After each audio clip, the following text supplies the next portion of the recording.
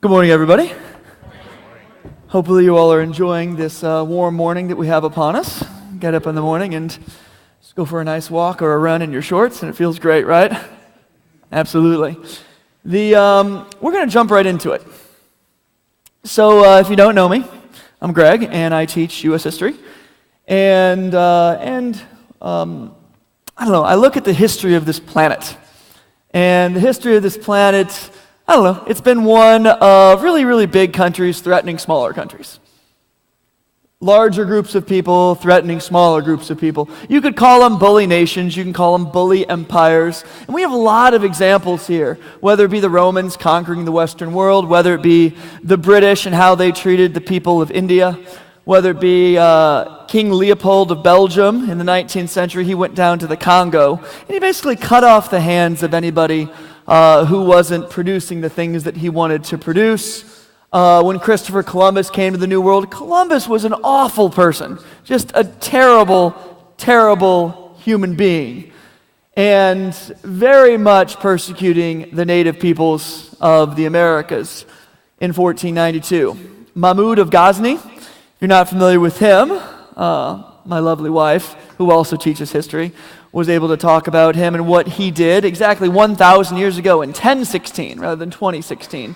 He was invading present-day Pakistan and India, taking over Hindu temples, taking over Buddhist shrines, and stealing and plundering so much from them.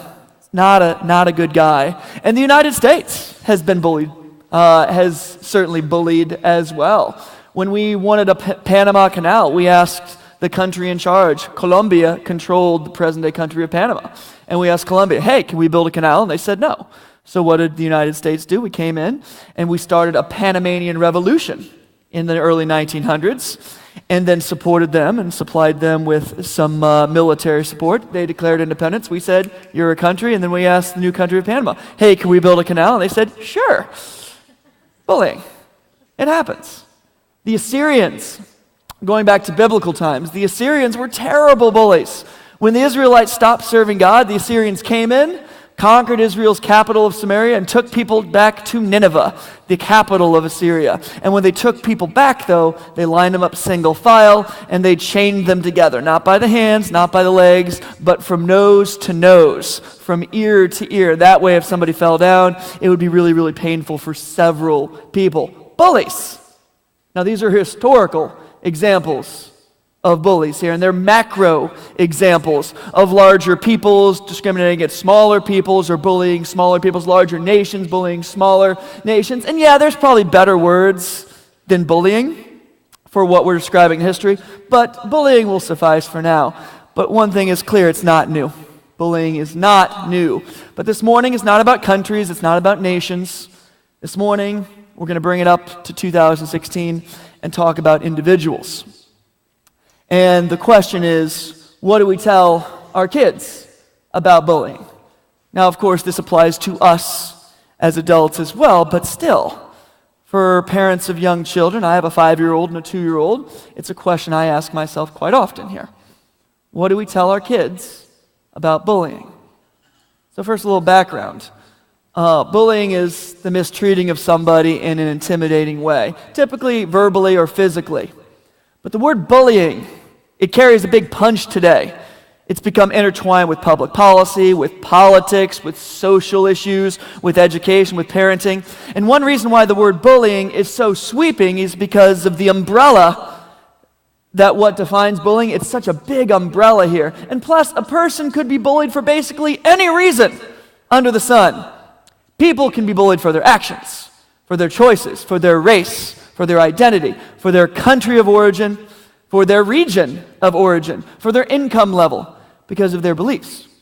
Maybe because they are disabled or perceived to be disabled. Maybe because they're gay or perceived to be gay. Or maybe because of their education level or their grade in a specific class, whether it be a high grade or a low grade. Maybe because of their interests, because of where they live, because of how they live, because they're overweight or underweight or another physical characteristic here, because they have glasses. That one hits me. In 5th grade, I had no glasses. I was so cool. And then 6th grade came, I got glasses. Bottom of the totem pole. All right, got made fun of because I had glasses. because I couldn't read that word that says bullying right up there. All right, to me right now it looks like, I don't know, it's a blur, but I needed glasses. But because I needed them, and because I added this little device on my face, all of a sudden, people made fun of me. Because of glasses. What about my other physical characteristics? As you imagine, I was not a big kid. I did not play football in high school. If I was on the football team, I would have been bringing them water. It's not me, all right? Very, very thin. And because I was small, I'm taller today, and I was 10 and a half pounds when I was born, but that did not last. Really, really big baby. But that did not last, and so by the time I got to be 8 years old, I was just basically a twig, and anybody could push and shove me around. Never got punched in the face or anything, but I was skinny. It's pretty easy to push around. And you can even be bullied because of what you read. I love Star Trek books. I loved Star Trek books, especially here. But I wouldn't bring them to school. I would not bring them to school because I feared that I would be bullied because of something as small as enjoying science fiction. Disparagement is a kid's nightmare.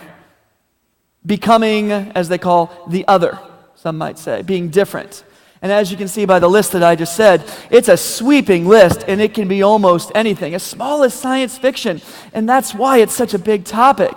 And when we think of bullying today, the things that come to mind are physical bullying, being pushed around, punched, and then there's the verbal bullying. And within the verbal bullying, there's the cyberbullying that we hear on the news all the time, bullying done online through social media. Perhaps we've seen some bullying over the last several weeks or several months on Facebook. Lots of bullying being done there. The cyber bullying. And you know what? This morning we're going to focus primarily on verbal bullying. Physical bullying is a big concern, but it's more recognizable. Verbal bullying is easier to get away with. Verbal bullying is insidious. It's easier to do, it's easier to gossip, it's easier to hide behind, especially if you're behind a keyboard. Verbal bullying is easier to deny. It's easier to forget about after you did it. And it's easier to justify to yourself. It's easier to justify to your peers, which means we need to talk about it. And it means you need to talk to your kids about it too. I have found in my 5 years of parenting, the parenting is hard. It's so hard, all right? Dan Hudson last week talked about being a parent, although he has 2 kids who are out of the house. So his house is quiet and clean. Kelsey and I have a loud house. It's a messy house. 2 kids will do that. And we have a 3rd kid on the way in April. It's a boy, by the way. So we're excited about that. All right. Would have been excited either way. It's healthy and that's fantastic. But gosh, there's going to be 2 boys, and then our house is going to literally be destroyed. It's going to cease to exist. Parenting is hard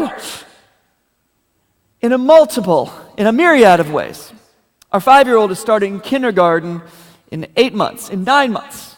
And I'm a high school teacher who sees what school is like on a daily basis, who sees what's said at school. I hear what's said at school. And I seriously have some concerns for my 5-year-old, for my 2-year-old, for my future boy who is going to be born in March or April. I have concerns here. And how do we teach our kids about bullying? I have a 5-year-old who is at preschool right now who comes home and talks about, quote, the mean ones. I asked her about it last night. I was like, hey, how are the mean ones doing? And she said, well, they're not being mean lately. And I was like, that's good. And she's like, yeah, I think as they got to know each other, everybody a lot better, they stopped being the mean ones. So now they're only okay mean, as in kind of mean. So I was like, yay, progress. But it's those kind of conversations that got me thinking quite a bit about this. So let's open up our Bible today and find out more about the bullies and the bullied. So we have bullies in the Bible. All right, and there's a couple that we can think about immediately. In 1 Samuel, the king of Israel, his name is Saul, and he is bullying the smaller David here. Saul was really upset that David beat Goliath and really, really jealous of David. And with the entire force of the Israeli government behind him, he chased after David. He pursued David to basically try to kill David because Saul was fearful of what David might become, stronger than him. Saul's a bully. In the book of Jonah, just the fear of being bullied drove Jonah onto that ship that he'd eventually be thrown off of. Just the fear of the people of Nineveh, the capital of the Assyrians with the nose hooks, that's them. Just the fear of them drove him away. In the book of Acts, Stephen is stoned to death because of his remarks.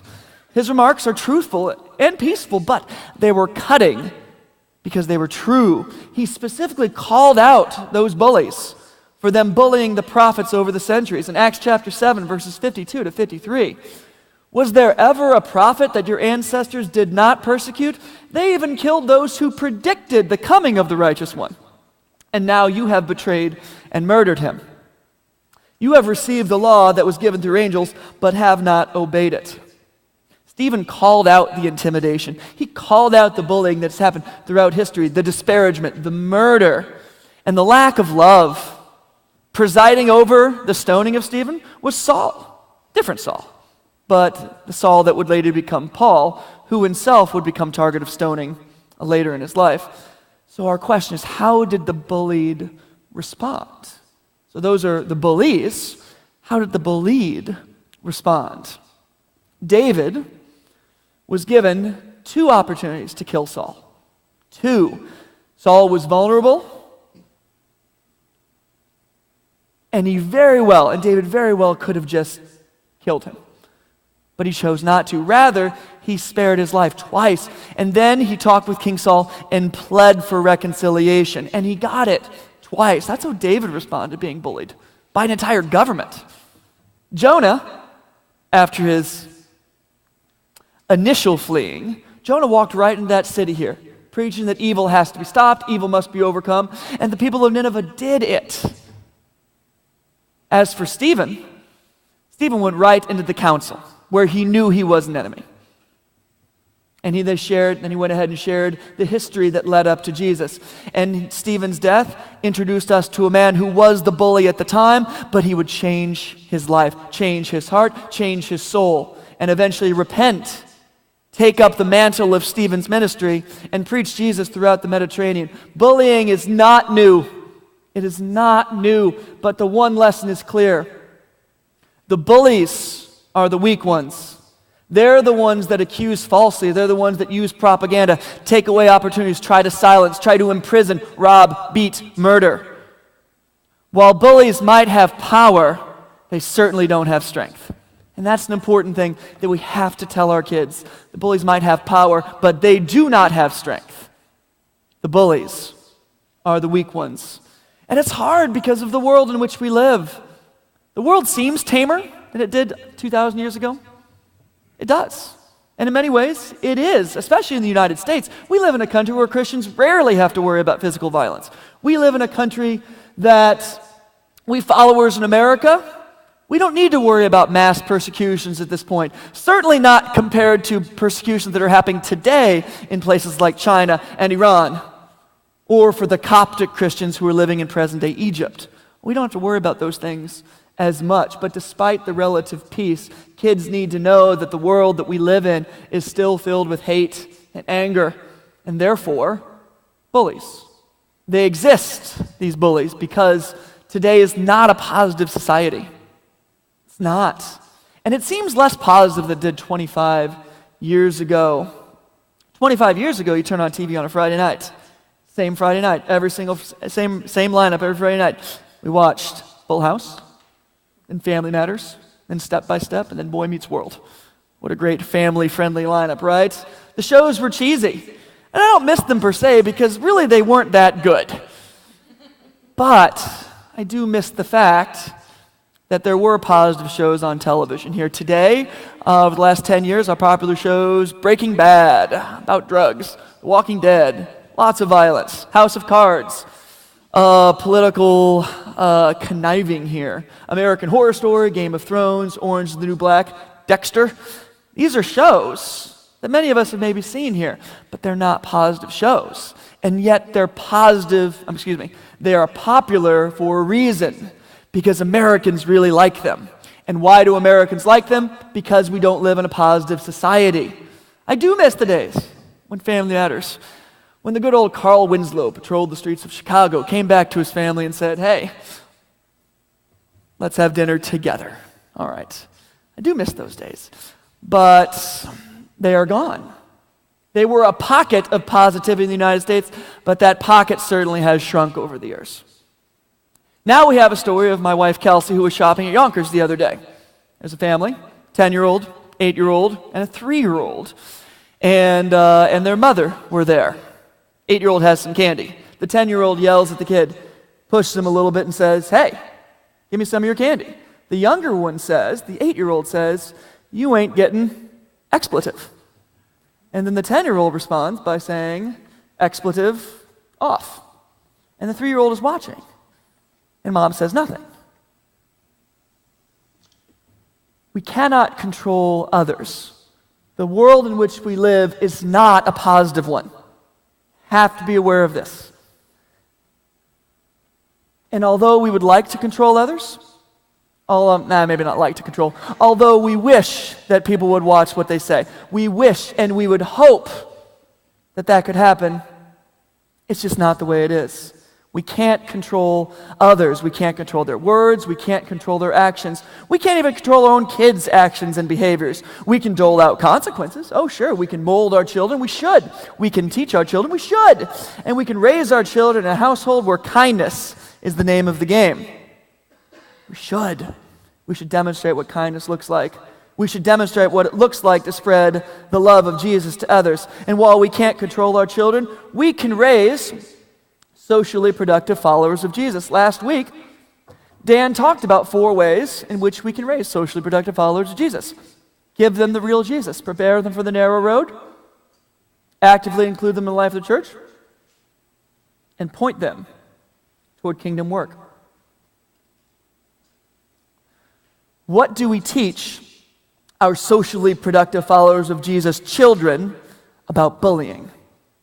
First, and this is incredibly important, you have to teach them. You have to teach them. You cannot expect that the schools will do it for you. Schools are not responsible for character building. Schools are not responsible for building up your children's moral code. Even children at Christian schools are not insulated from the very real problem of bullying. So in case you're thinking, I'll just depend on the educational system to do it for you, let me dispel that notion for you right now. All right, I teach U.S. history for 11th graders. I try to be a good example. I do not swear. I do not demean others. I promote kindness in my classroom. I promote character in my classroom. I build up good relationships with my students. And I try to teach them how to be a good person if and when I can, but I can't talk to them about Jesus. Can't legally do that. So if you're leaving it to schools to instill this deep-seated Christian morality, it's not going to work. Parents need to parent. Otherwise, your kids are otherwise your kids are going to be steeped in the culture of the world rather than in the culture of Christ. And then they'll wind up swearing at Yonkers. So, since it's up, they all will. Since it's up to parents, what do you say? What do you say to a child that is being bullied? What do you say to them? First off, tell them that you certainly can't control others, and others can be cruel. Second off, you tell them you can't control the world, and the world can be a cruel place. Tell them that you can only control yourself and your actions, and then you tell them the 4 simple things about bullying. The first one is, be like the real Jesus. And we'll go through all 4 of these. Be like Jesus here. And this is the one where it really comes down to, what do you do if you are actually physically or verbally being bullied here? What do you do? Because Jesus, he was bullied. Jesus was absolutely bullied. He suffered the jeers, the lies, the abuse, the revenge, and ultimately the death. And of course, in doing so, his death sets us free from the cycle of anger and reactionary anger, of revenge and conflict and more vengeance. It sets us free. He calls us to live a life that doesn't jeer and lie and abuse. But he also tells us ways that we can personally respond to being bullied. And you know what? Jesus does not call us victims. He didn't call himself a victim. He doesn't tell us to expect others to change around us. He calls us to follow him and react accordingly.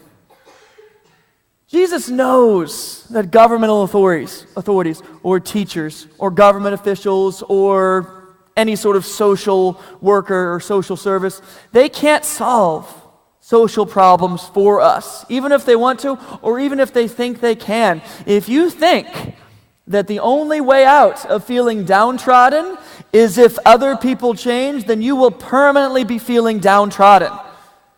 Since we can't count on others changing, what must we do?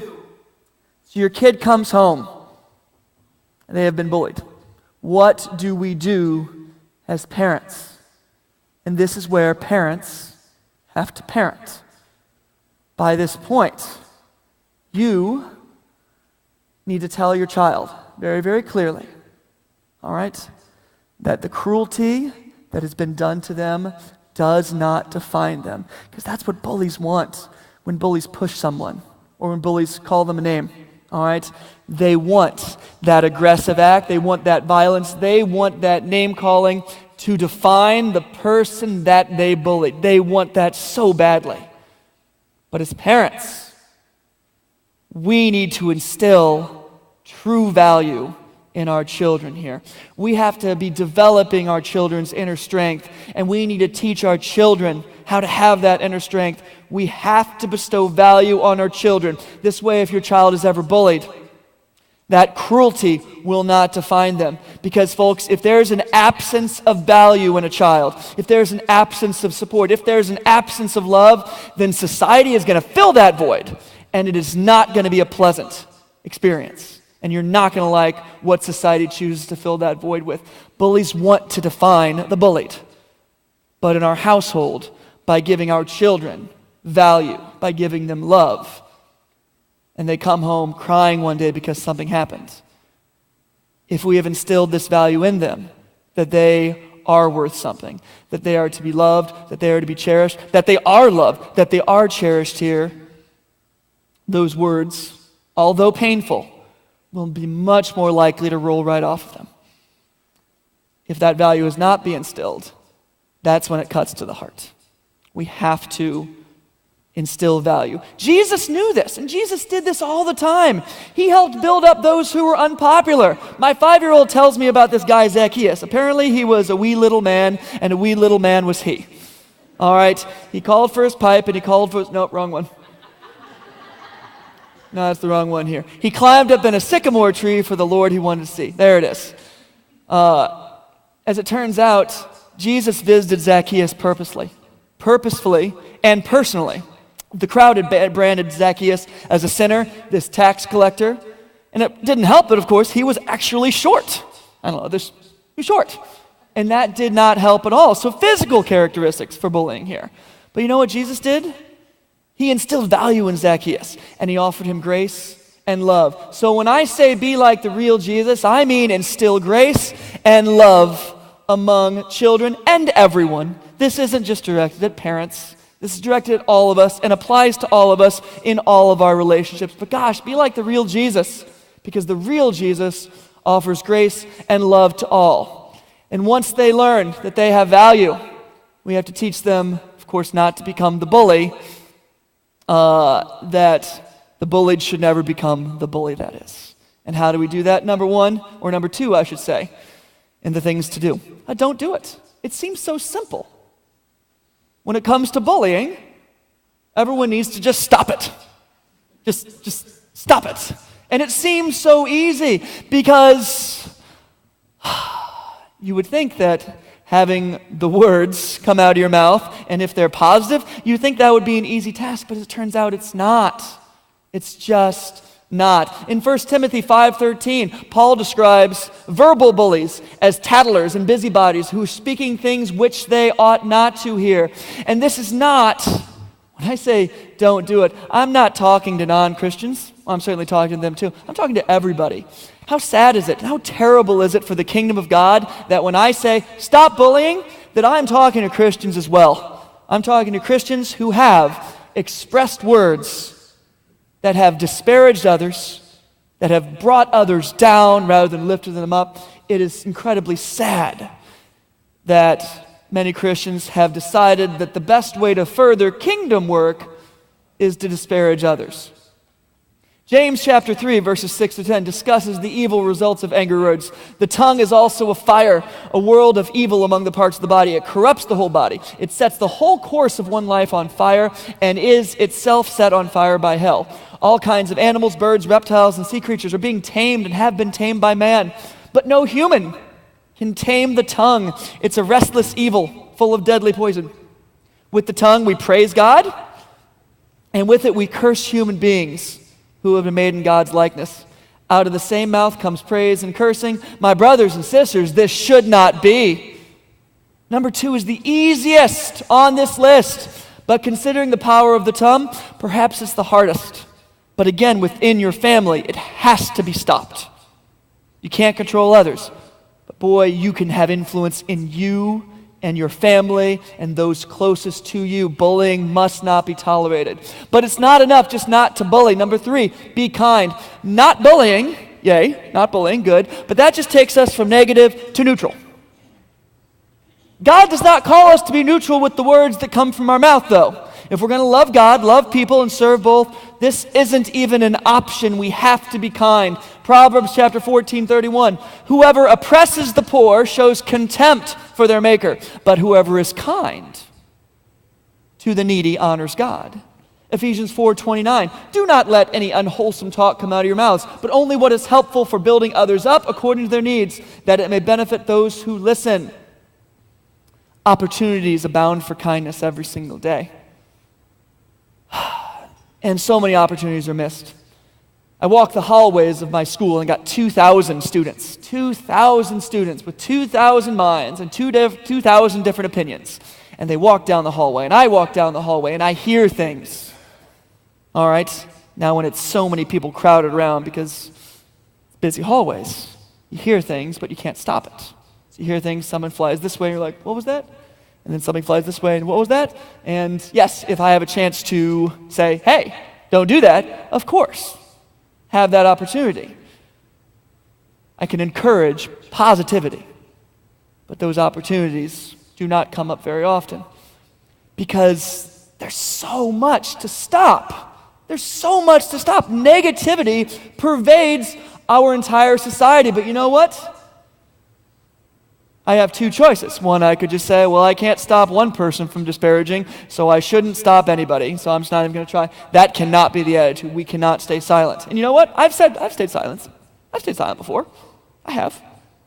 It's like, I have to walk down the hallway. And I've stayed silent. I've been lazy here. But you know what? You can't. We can't. I can't.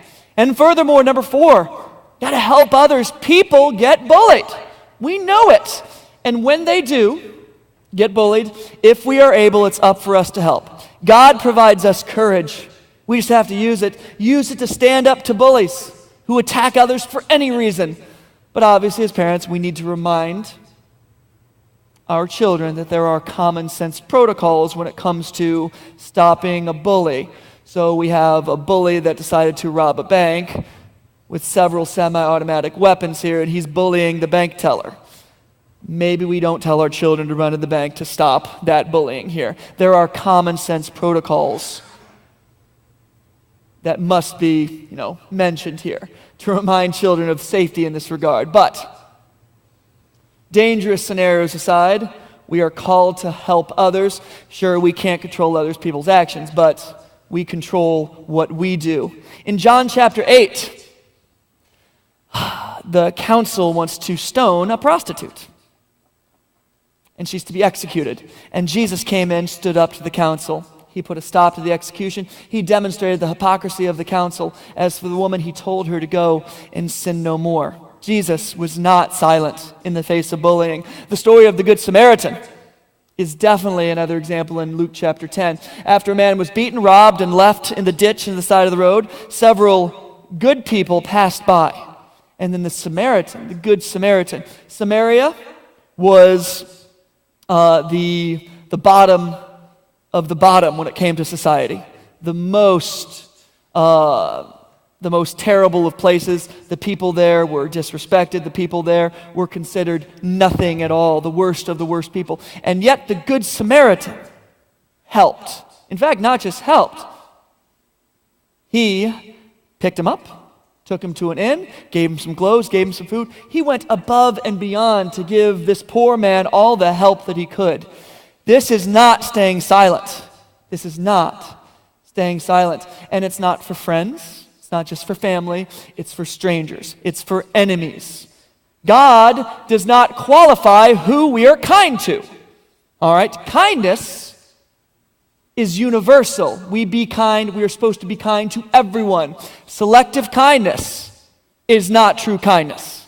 Selective kindness is not true kindness. In Romans chapter 12, verses 20, Paul says, if your enemy is hungry, what do? You feed him. If your enemy is thirsty, give him something to drink. By doing so, you are heaping coals of fire on his head. Now you say, so I feed my enemy, and then I put coals on his head. Fiery coals on his head. Now, of course, that's not a literal thing, because that would be you're bullied and you bully them. No, when we talk about that, it's all about changing their hearts, all right, and make them realize that, you know what? There's no reason to be enemies. There's no reason for the hate, and love is the only thing. I've heard many stories just over the last couple of months here at Pathway, all right, of people who have just planted a little seed somewhere.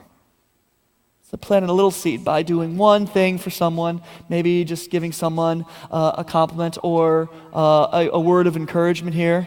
We never know where those seeds will go. I've heard of seeds being planted that have been producing fruit here at Pathway over the last couple of months here.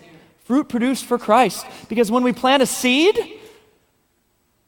we never know where it's going to go.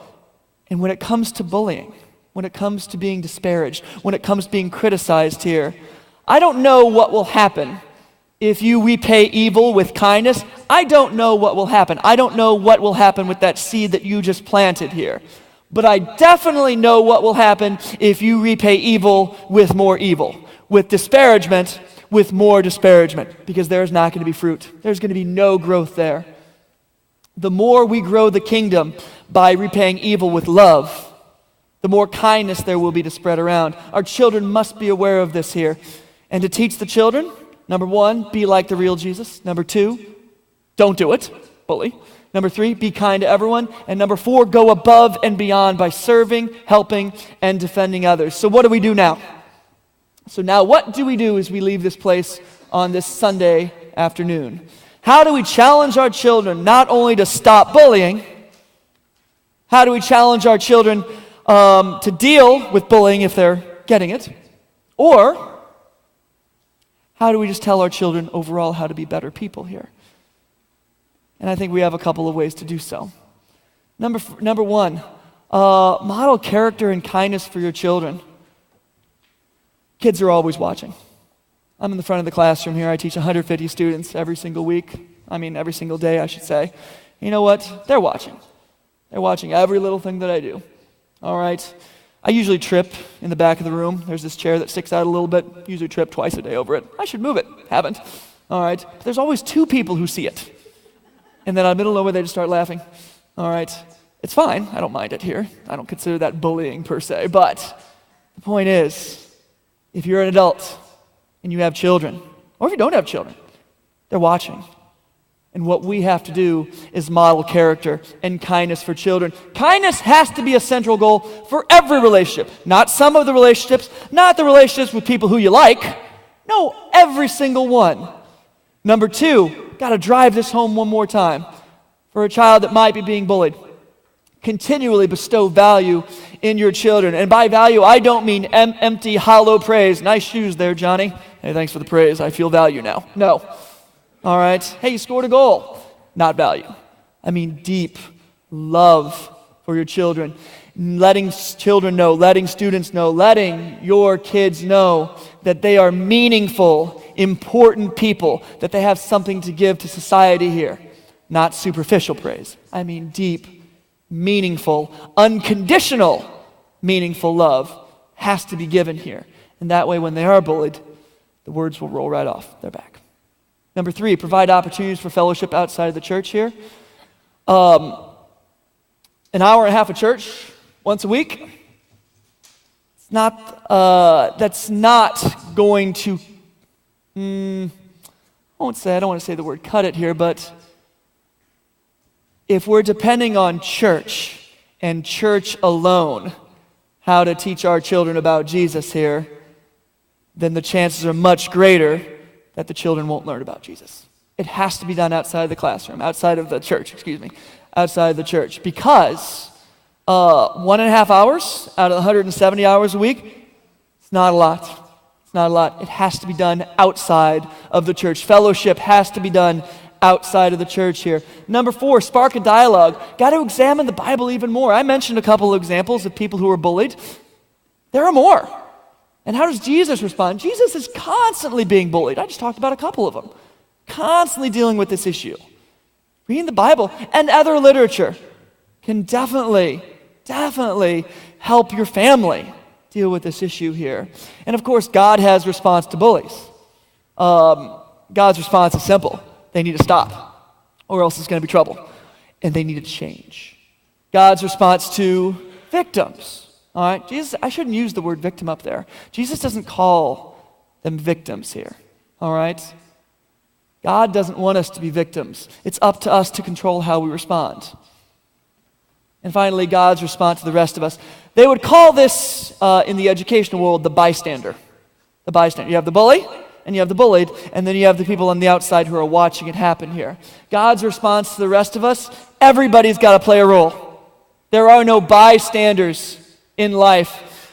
And plus, how important is it that we in the church do this? Because if we, the church, whose doctrine explicitly says to love other people and requires, not recommends, requires love, and we can't do it, and we can't play a role in improving society, then what are we going to do as a society? And how in the world do we have even a chance if Christ followers are the ones who are not providing love? Psalm 12:5 says, "Because the poor are plundered and the needy groan, I will now arise, says the Lord. I will protect them from those who abuse them." God says, I will protect the poor from those who abuse them. And when Psalm says this, when the book of Psalms says this here, God is talking about us, because we are God's hands on this earth. We are God's body on this earth. We are the representatives of God on this earth here.